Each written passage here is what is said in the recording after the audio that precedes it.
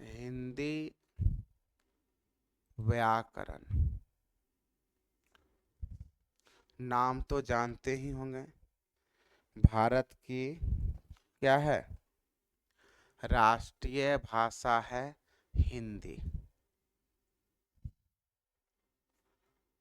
भारत की राष्ट्रीय भाषा है हिंदी। बहुत क्वेश्चन गलत दिया रहता है। दूसरे बुक क्यों पढ़ते हैं? आपको अगर मेरे ऊपर विश्वास नहीं है तो आप भटकिए। हम तो आपको फर्स्ट क्लास में ही बोले हैं, अगर आप हमारे यहाँ ज्वाइन कर लिए हैं तो जितना हम देते हैं उतना ही आपको पढ़ने की आवश्यकता है। दूसरा कोई भी बुक मत पढ़िए। नहीं विश्वास है तो आप आराम से भटकिए।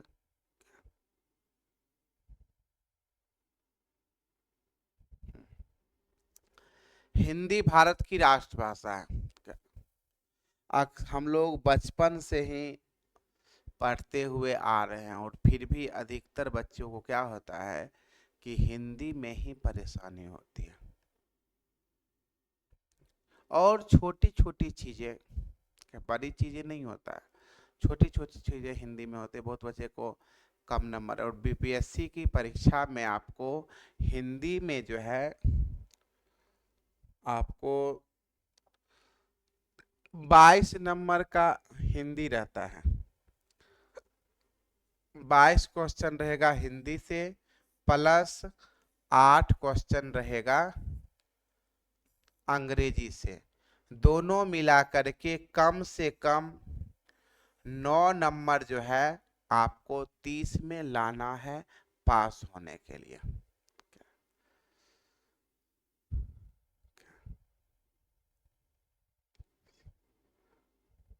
हिंदी टफ सब्जेक्ट है। 9 नंबर लाइएगा तभी जा करके आपका म्यूजिक पेपर चेक करेगा। बीपीएससी की परीक्षा में हिंदी का मार्क जो है ऐड नहीं होता है मेरिट में। ठीक है, हिंदी अंग्रेजी का मार्क्स मेरिट में ऐड नहीं होता है। आपको 120 नंबर पे ही मेरिट बनेगा। लेकिन केवीएस का एग्जाम दीजिएगा, उसमें हिंदी ऐड होता है। तो बहुत ऐसे परीक्षा हैं जिसमें हिंदी का अंक जो है जुड़ता है, लेकिन बीपीएससी में इसको क्वालिफाइंग पेपर माना गया है, इसमें हिंदी का अंक जो है नहीं जुड़ता है।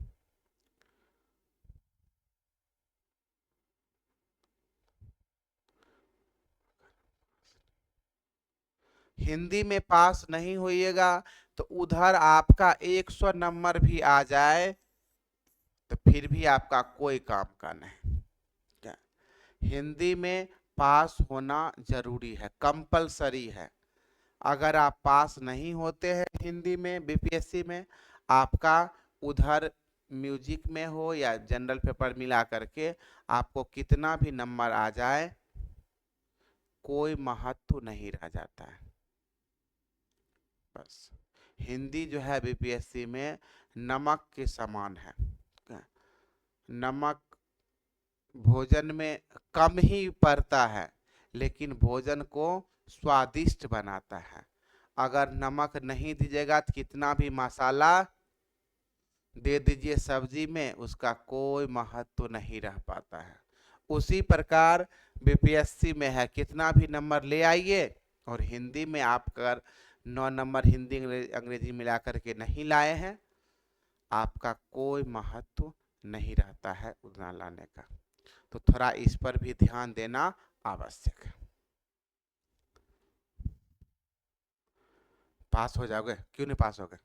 हिंदी व्याकरण, बचपन से ही व्याकरण किसे कहते हैं? बचपन से ही हम लोग पढ़ते हुए आ रहे हैं कि व्याकरण वह शास्त्र है जो हमें शुद्ध शुद्ध लिखना, शुद्ध शुद्ध बोलना आदि जो है सिखलाती है। हिंदी व्याकरण में पहला टॉपिक है संज्ञा। संज्ञा का नाम सुने होंगे, बचपन से ही हम लोग क्या पढ़ते आ रहे हैं किसी वस्तु, व्यक्ति, स्थान आदि के नाम को संज्ञा कहते हैं। किसी भी व्यक्ति का, वस्तु हो, व्यक्ति, स्थान हो, ये सिंबल कह सकते हैं कि किसी भी चीज के नाम को हम संज्ञा कहते हैं। किसी भी चीज का नाम हो उसको हम क्या कहते हैं? संज्ञा कहते हैं। इसके संज्ञा के जो है मूल रूप से देखिए, क्वेश्चन दोनों बीपीएससी में पूछा हुआ है। अब कहते होंगे कि हिंदी तो बहुत इजी, हिंदी बहुत भारी है। इसमें बिंदी, फुल स्टॉप, कॉमा सभी का जो है ध्यान रखा जाता है। संज्ञा के मूल रूप से या व्युत्पत्ति के आधार पर 3 भेद हैं। ठीक है, अब दोनों क्वेश्चन है, सीधा पूछे संज्ञा के कितने भेद हैं, तो संज्ञा के 5 भेद हैं। संज्ञा को अंग्रेजी में नाउन कहते हैं। संज्ञा के मतलब कुल 5 भेद है। सीधा पूछे क्वेश्चन की संज्ञा के कितने भेद है, तो 5 भेद है। लेकिन संज्ञा के जो है मूल रूप से कितने भेद हैं? क्या संज्ञा के मूल रूप से कितने भेद हैं? तो मूल या व्युत्पत्ति के आधार पर संज्ञा के कितने भेद हैं? तो व्युत्पत्ति के आधार पर संज्ञा के जो है 3 भेद माने गए हैं। कौन कौन? व्यक्तिवाचक संज्ञा, जातिवाचक संज्ञा और भाववाचक संज्ञा। व्युत्पत्ति के आधार पर या मूल रूप से जो है संज्ञा के 3 भेद माने गए हैं, व्यक्तिवाचक, जातिवाचक एवं भाववाचक। और कुल जो है 5 भेद है, जो है समूहवाचक, द्रव्यवाचक आदि। अब व्यक्तिवाचक संज्ञा किसे कहते हैं? कोशिश करते हैं पढ़ाने का। हम टीचर तो म्यूजिक के हैं, जानते ही हैं, लेकिन आप लोगों को आप उतना अच्छा से नहीं पढ़ाएंगे, लेकिन बहुत उतना खराब भी नहीं पढ़ाएंगे। व्यक्तिवाचक संज्ञा किसे कहते हैं? इसको अंग्रेजी में कहते हैं प्रॉपर नाउन। ठीक है, व्यक्तिवाचक संज्ञा। और व्यक्ति, ठीक है, तो व्यक्ति क्या हुआ?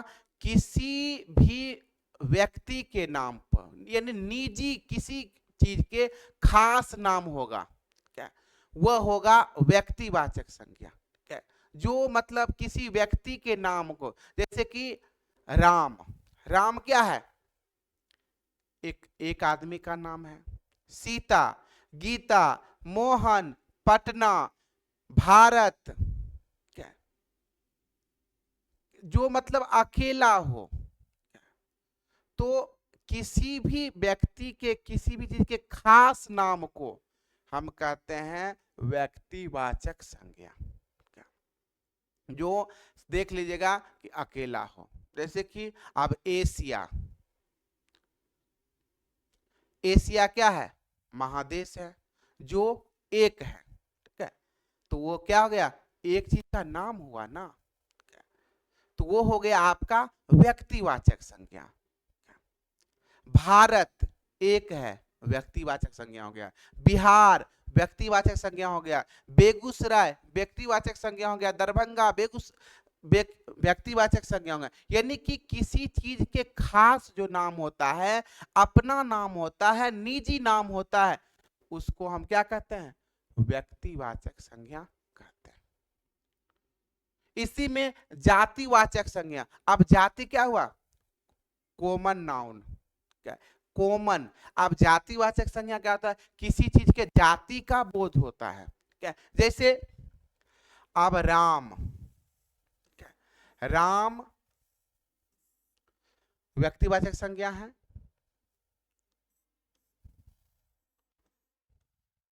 मोहन व्यक्तिवाचक संज्ञा है।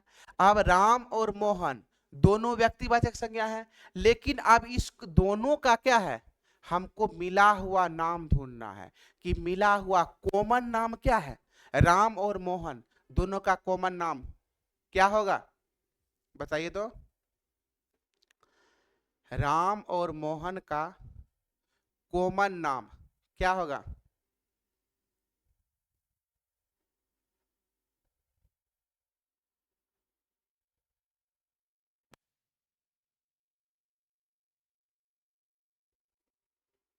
एक्टिव रहिए आप लोग।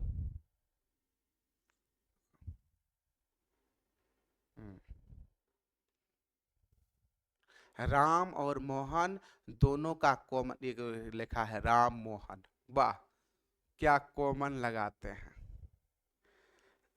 हाँ, लड़का, ठीक है, बहुत अच्छा। लड़का या बॉय।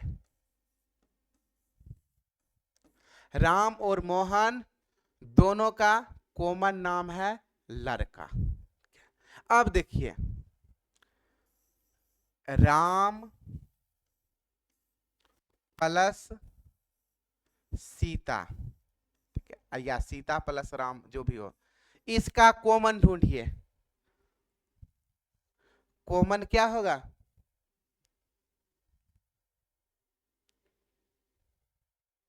राम और सीता दोनों का कॉमन ढूंढिए। हिंदी पढ़ा रहे हैं, देखिए कितना हिंदी आपको जगह जगह पे मोड़ देगा। राम और सीता दोनों का कॉमन नाम।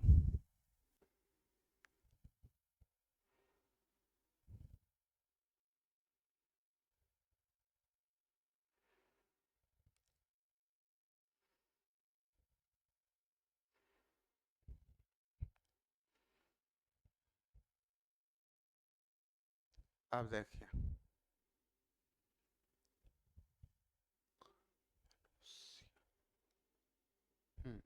दोनों का कॉमन नाम हो गया, दोनों क्या है? आदमी है, आदमी है, मनुष्य है। एक लिखिए बॉय गर्ल। देखिए ये कॉमन थोड़े हुआ, दो हो गया ना। इसको तब बॉय गर्ल जब कहेंगे तो राम सीता भी तो कह सकते हैं एक साथ, सीताराम भी तो कह सकते हैं ना। ये कॉमन मतलब हुआ एक शब्द, ठीक है। दोनों के लिए जो है एक शब्द को क्या होगा, वो होता है कॉमन। अब यहां पर राधा प्लस सीता, इन दोनों का कॉमन बतलाइए क्या होगा?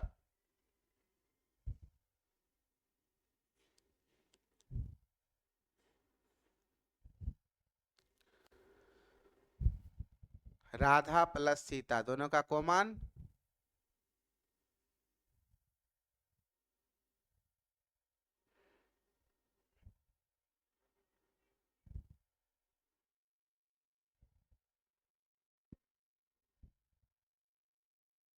गर्ल, बहुत अच्छा। दोनों का कॉमन हो गया लड़की। तो अब आप समझ गए हैं कि किस प्रकार से कॉमन ढूंढा जाता है। सबका अलग अलग नाम, ध्यान रखिएगा, ऑप्शन पर डिपेंड करता है ये। जैसे पटना कौन सी संज्ञा है?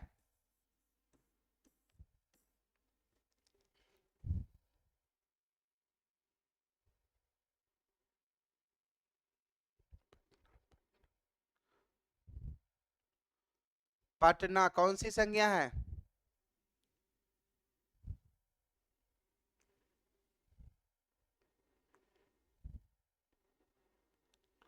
व्यक्तिवाचक, बहुत अच्छा। पटना प्लस लखनऊ दोनों का कॉमन नाउन बताइए क्या होगा? पटना प्लस लखनऊ का कॉमन नाउन।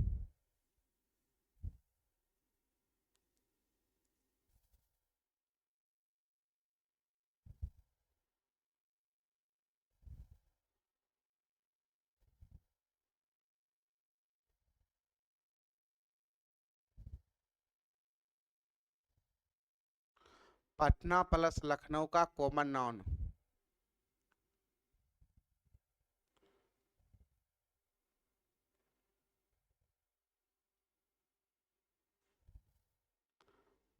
हम कॉमन नाउन पूछ रहे हैं।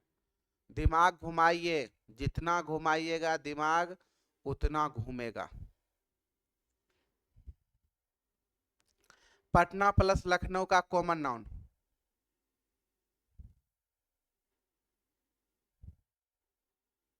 अब देखिए इसका कॉमन नाउन क्या क्या हो सकता है। तो पटना और लखनऊ दोनों क्या है, एक तो शहर है,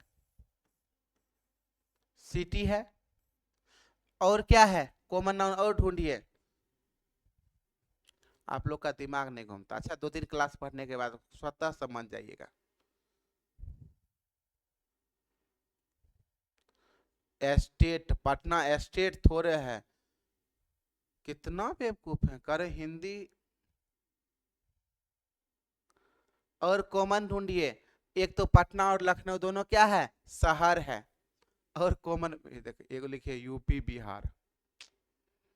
गजब, हम कॉमन ढूंढ रहे हैं, ये अलग अलग कर रहे हैं।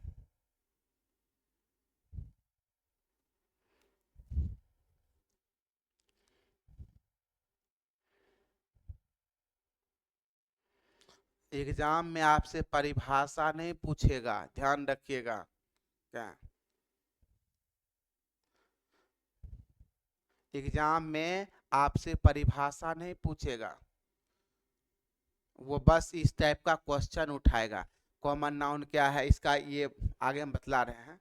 आप देखिए, पटना बिहार की राजधानी, पटना उत्तर प्रदेश की राजधानी, लखनऊ दोनों क्या है, राजधानी भी तो है। राजधानी भी तो है ना।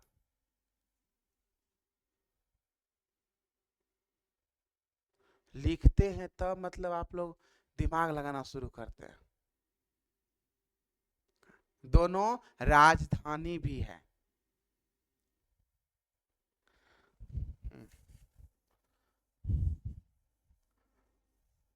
पटना प्लस दरभंगा कॉमन ढूंढिए, क्या क्या हो सकता है।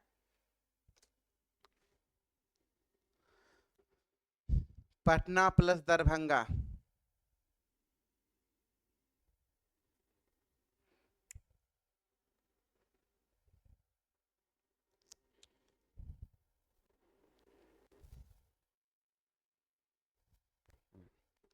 अब दिमाग काम किया, घुमा ना, देखिए तो घूमेगा।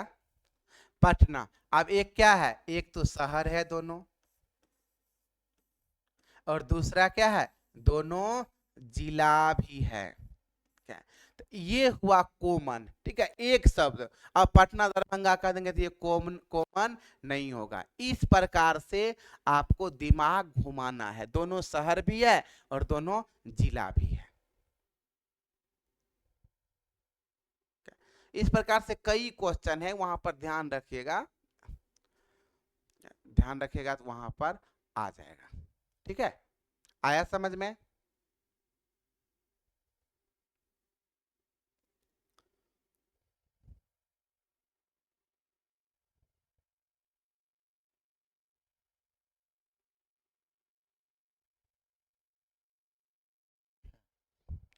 चलिए, आम कौन सी संज्ञा है। आम, खाते होंगे, आम का सीजन आने वाला है। आम कौन सी संज्ञा है।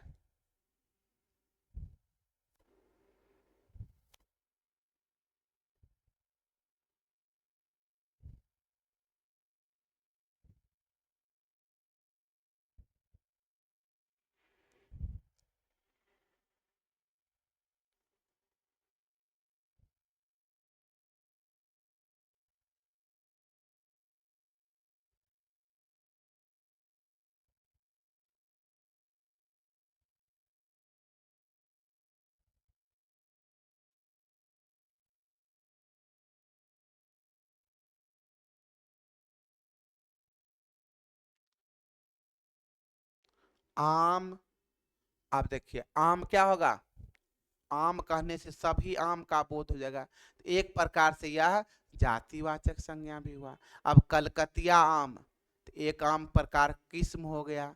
मालदह, क्या, किशनभोग, ये सब क्या है, तब उसका नाम हो गया।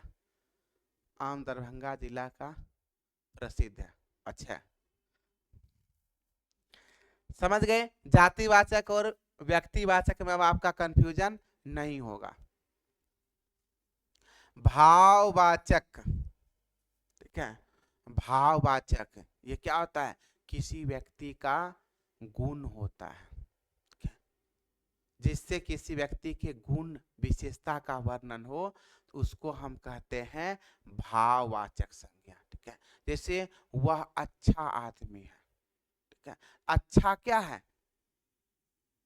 यह भाववाचक है। ठीक है, भाववाचक, अच्छा, बुरा, गोरा, काला विशेषण में भी आता है, तो ये मतलब ये भाववाचक संज्ञा में भी आ सकता है। गुण होता है क्या? नाटा,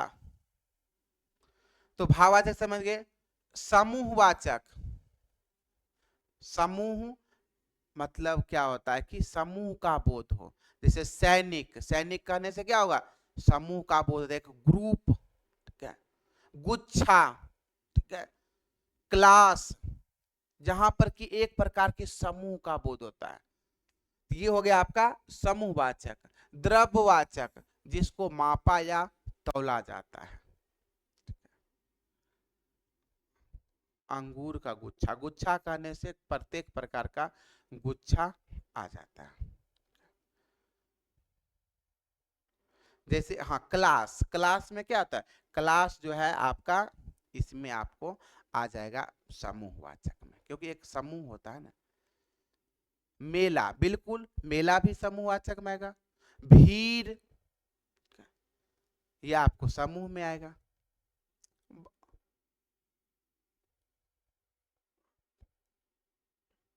ठीक है, उसके बाद द्रव्यवाचक, द्रव्य मतलब मापा या तौला जाता है, जिसको जैसे कि गेहूं, मकई, चावल, तेल, पानी, घी, मक्खन, ये सब जो है, सिनेमा हॉल, बाबा, ये सब आ जाएगा किसमें? द्रव्यवाचक संज्ञा में। लगभग आप संज्ञा समझ गए होंगे। कोई भी समाज को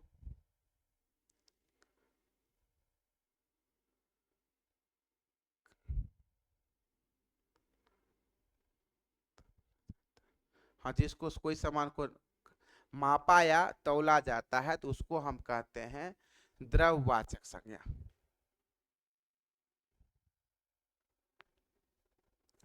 द्रव्यवाचक संज्ञा। अब ये लगभग आप जो है परिभाषा समझ गए होंगे, छोटा मोटा उदाहरण भी समझ गए हैं। ये हम आपको पैटर्न बताए हैं, यही परीक्षा में एग्जाम मतलब नहीं आएगा, इसके पैटर्न पर आएगा। जैसे पढ़ने का तरीका क्या है? रटना नहीं है, समझना है। पढ़ने का तरीका, अभी बच्चे को रटाया जाता है। अभी टीचिंग में जब पढ़ने का कई तरीका होता है, तो रटना नहीं है, आपको समझना है। अब इसी पर आप वहां पर क्या देगा? पैटर्न देगा। जैसे कि अब हम रट लिए, 4 पंचे 4 गुना 5, 4 पंचे 20, 4 पंचे 20, 4 पंचे 20, रटते हुए जा रहे हैं। अब वहां पर पूछ दिया कि 12 पंचे, तो अब यहाँ पर क्या है? अगर रट के आप बनाइएगा नहीं सॉल्व होगा, समझ के बनाइएगा तब जाकर के आपको सॉल्व होगा। तो आपको क्या है कि हिंदी में या टीचिंग का जो क्लास होता है, तो उस टीचिंग इसमें नहीं पढ़ना, बीपीएससी में टीचिंग नहीं पढ़ना है, वो यूजीसी नेट में टीचिंग पढ़ाते हैं। तो उसमें टीचिंग मेथड होता है कि स्मरण स्तर, बोध स्तर, समझ स्तर की मतलब किस प्रकार से उसको पढ़ा जाता है। तो बच्चा बचपन में क्या होता है? रटाया जाता है। उसके बाद उस धीरे धीरे उसको क्या होता है? बोध होता है, समझ होता है। तो अभी आप लोग हैं एकदम समझ स्तर में पहुंच चुके हैं। अब आपको समझ करके पढ़ना है, रटना नहीं है। बचपन में क्या होता है? देखिएगा, बच्चा होगा, उसको कहाँ रट लेगा। दादाजी ने लाए आम, दादी ने धुलवाए आम, काट काट के खाए आम, आहा आहा मीठे आम, रट लेगा एकदम। अब उसको पूछिए तो कहाँ लिखा हुआ है दादाजी ने लाए आम? नहीं बता पाएगा। क्यों? क्योंकि वह रट करके समझिए, और वही बड़ा होने के बाद क्या होता है, धीरे धीरे लेटर को पहचानने लगता है, तो वो समझ में प्रवेश करता है। तो ये आपको समझ करके बनाना है। परीक्षा में आपको परिभाषा नहीं पूछेगा, भाववाचक संज्ञा बनाना। अब हमको क्या है कि भाववाचक संज्ञा बनाना, पूछ देगा कि आदमी का भाववाचक संज्ञा क्या होगा। पहले तो आदमी कौन सी संज्ञा है, तो आदमी है आपका जातिवाचक संज्ञा। आदमी मतलब जाति का बोध होता है, ऊपर बतला दो। तो जातिवाचक संज्ञा से भाववाचक संज्ञा बनाना। तो आदमी है जातिवाचक संज्ञा, जिसका भाववाचक संज्ञा हो गया आदमियत। इंसान, इंसान क्या है, जातिवाचक संज्ञा है, एक अच्छे लोग को इंसान कहा जाता है। और इंसानियत जो हो गया, यह भाववाचक संज्ञा। पूछ सकता है इंसानियत कौन सी संज्ञा है, इंसानियत है भाववाचक संज्ञा। इंसान कौन सी संज्ञा है, तो इंसान हो गया आपका जातिवाचक संज्ञा। पशु जातिवाचक संज्ञा है, और पशुता क्या है, भाववाचक, एक गुण हो गया। ठीक है, इंसानियत गुण हो गया, आदमियत गुण हो गया। आदमी तो सब होता है, लेकिन आदमियत इसका पहचान हो गया, गुण हो गया। इंसान अच्छे लोग का इंसानियत उसका लक्षण हो गया, गुण हो गया। पशु, पशु मतलब पशु जानवर, और पशुता, पशुता मतलब गुण हो गया। आदमी में भी क्या होता है, पशुता का गुण होता है, तो वो क्या पशु थोड़े है, उसमें गुण हो गया, तो वो आपका क्या हो गया, आपका भाववाचक। मित्र जातिवाचक संज्ञा, और मित्रता जो हो गया आपका भाववाचक संज्ञा हो गया। अगला है सर्वनाम से भाववाचक संज्ञा बनाना। सर्वनाम किसे कहते हैं, आगे इसके मतलब इसका सर्वनाम का क्लास भी है। संज्ञा के बदले जिन नामों का प्रयोग किया जाता है उसे हम सर्वनाम कहते हैं। संज्ञा के बदले जिन नामों का प्रयोग किया जाता है उसको हम सर्वनाम कहते हैं। जैसे अब हम किसी भी चीज को बार रिपीटेशन को रोकने के लिए सर्वनाम का प्रयोग किया जाता है। रिपीटेशन मतलब दोहराना। जैसे राम अच्छा लड़का है, राम आता है, राम जाता है, राम खाता है, राम पीता है, राम पढ़ने में अच्छा है। अब बार बार राम राम राम राम कहने से क्या होता है, वाक्य भद्दा होता है। अब राम अच्छा लड़का है, वह पढ़ता है, वह प्रत्येक दिन क्लास, इसके बदले क्या है, वह का प्रयोग हम कर रहे हैं, ताकि मतलब क्या है कि उसका रिपीटेशन, राम का रिपीटेशन घट रहा है। तो संज्ञा के बदले जिन नामों का प्रयोग किया जाता है उसे हम कहते हैं सर्वनाम। तो सर्वनाम से भाववाचक संज्ञा, जैसे अपना। ठीक है, अब अपना, अपना से क्या है, अपना, अपना मतलब समूह होता अपना, अपने लोगों का। ठीक है, तो अपना और अपना जो है यह सर्वनाम है। सर्वनाम अपना का भाववाचक संज्ञा है अपनापन या अपनत्व। पराया, पराया मतलब दूसरे का, और परायापन ये है आपका भाववाचक संज्ञा। परायापन एक गुण हो गया। सर्व सर्वनाम है, और सर्वस्व ये हो गया आपका भाववाचक संज्ञा। मम मतलब मेरा, मम जो है तत्सम शब्द है, आगे हम आपको बताएंगे। मतलब तत्सम, तद्भव, देशज, विदेशज। कोशिश करेंगे हिंदी व्याकरण को बेहतर तरीका से पूरा करने का। मम मतलब मेरा, ममत्व ये आपका हो गया भाववाचक संज्ञा। विशेषण से भाववाचक संज्ञा बनाना। विशेषण सब आगे के क्लास में हम आपको बताएंगे। जिससे मतलब क्या होता है, किसी भी चीज का विशेषता होता है तो उसको कहते हैं विशेषण। विशेषण से भाववाचक संज्ञा बनाना, जैसे मीठा, मीठा क्या है, ये आपका विशेषण है। और मिठास ये आपका भाववाचक। आप मीठा देखिए, गन्ना मीठा होता है, जानते होंगे गन्ना, गन्ना मीठा होता है, लेकिन मिठास जो है कोई जरूरी नहीं है कि गन्ना, मिठास आदमी में भी होता है, ठीक है, मीठा उसकी वाणी में क्या है, मिठास है। तो वो देखते नहीं है गन्ना का मीठा, मिठास आदमी भी मिठास होता है, किस मिठास किसी भी चीज में हो सकता है, कोई जरूर नहीं है। अब जो शौकीन है उसको नीम में भी मिठास लगता है, जो नीम का शौकीन है, लेकिन नीम क्या होता है, उसका गुण है तीतापन, लेकिन अगर जो अच्छा है तो उसको मिठास प्रतीत होता है।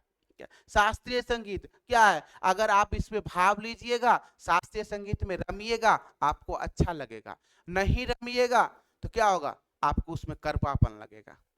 तो संगीत में भी मिठास है, लेकिन जिस आपको फेवरेट, ठीक है, अगर कोई फेवरेट हो, क्या अगर जो चीज पसंद आ जाए तो वो दुनिया में सबसे सुंदर लगता है, लड़की में भी हो लड़का में भी हो, अगर आपको पसंद आ गया जो भी चीज तो आपको सबसे सुंदर वही लगेगा। तो मिठास, मीठा से मिठास, मधुर, मधुर से माधुर या मधुरता, निर्बल, निर्बल से निर्बलता, हरा आपका विशेषण हो गया, हरियाली आपका भाववाचक संज्ञा हो गया, निपुण विशेषण हो गया, और निपुणता जो है यह भाववाचक संज्ञा हो गया। क्रिया से भाववाचक संज्ञा बनाना। अब क्रिया जिससे किसी कार्य का होना प्रतीत होता है उसको हम क्या कहते हैं, क्रिया कहते हैं। क्रिया से भाववाचक, जैसे खेलना, ठीक है, खेलना क्या है, क्रिया है, कुछ काम हो रहा है ना, जिससे किसी काम के होने का बोलता है। अब खेलना मतलब क्या, जब खेल रहे हैं, क्रिया का पहचान है कि अंतिम में ना लगा रहेगा अक्षर में, ठीक है, खेलना कूदना जाना पढ़ना रोना हंसना गाना, ये सब क्या है, यह क्रिया है। और इसको बनाना है क्या, क्रिया से भाववाचक संज्ञा हम बना रहे हैं। तो खेलना क्रिया है, और खेल ये क्या हो गया, भाववाचक संज्ञा। पूछ देगा खेल कौन सी संज्ञा है, जातिवाचक व्यक्तिवाचक भाववाचक, आपको देखना है। लिखना काम हो रहा है, लिखना बता दिए, क्रिया पहचानने का अक्षर में ना लगा रहता है। अब लेख क्या हो गया, भाववाचक संज्ञा हो गया। लेना देना ना लगा हुआ है, और लेन देन आपका हो गया यह भाववाचक संज्ञा। पढ़ना क्रिया हो गया, पढ़ाई भाववाचक संज्ञा हो गया। कमाना क्रिया हो गया, और कमाई भाववाचक संज्ञा। उड़ना क्रिया हो गया, और उड़ान भाववाचक संज्ञा हो गया। उड़ना मतलब उड़ना, उड़ान मतलब ऊंची, हौसले में उड़ान होती है। यहां तक किन्हीं को दिक्कत,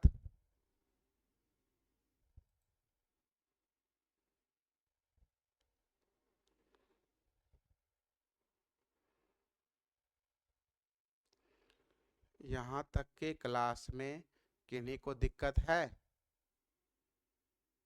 कमेंट कीजिए। नहीं समझे हैं कमेंट को, बार बार हम कह रहे हैं कि पढ़ने में खाने में शर्माना नहीं है, क्या इन दोनों में जो किया शर्म उसका फूटेगा करम।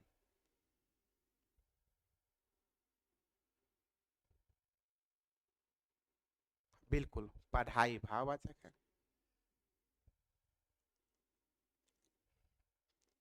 क्या फिर से बताए, बोलिए।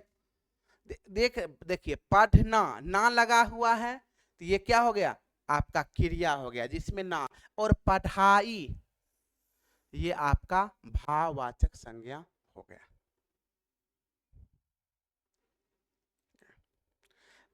समझिए क्रिया में ना लगा रहता है, ये पहचानिए, ना लगा रहे तो क्रिया हुआ, उसके बाद उसका इसको बनाना है भाववाचक। जैसे कि बिहार, बिहार कौन सी संज्ञा है,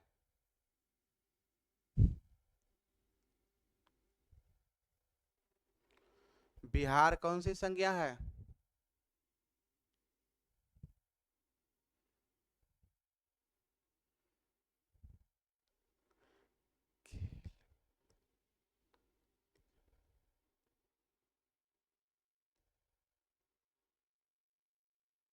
व्यक्तिवाचक। अब बिहारी, ये बिहारी क्या हो गया? उसका गुण हो गया, तो बिहारी हो गया भाववाचक। घर, घर अग से घरेलू, घरेलू मतलब समान, उसका विशेषता हो गया क्या? इस प्रकार से और भी कई मतलब भाव विषय हैं, आपको मूल रूप से समझना है, रटना नहीं है। हम आपको पैटर्न बता दिए, अब धीरे धीरे इसी पैटर्न पर दूसरा भी करने का। अब एक टॉपिक पर कितना करेंगे क्या? आपको हम जो प्यार से बोला जाए तो उसे भाववाचक संज्ञा कहें।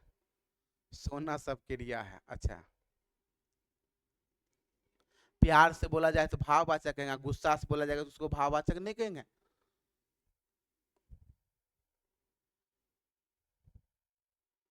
उसको भी भाववाचक में, ऐसा कुछ नहीं है, ठीक है।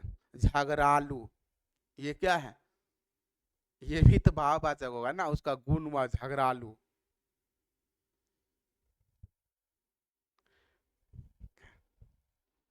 आया समझ में? कोशिश कीजिए थोड़ा समझ, एक दो बार रिकॉर्डिंग क्लास देखिएगा, धीरे धीरे आपको समझ में आने लगा। फिर अगले क्लास से, आज पहला क्लास है इससे थोड़ा मतलब परेशानी हो सकती है। चलिए रहने दीजिए, आज क्लास यहीं तक।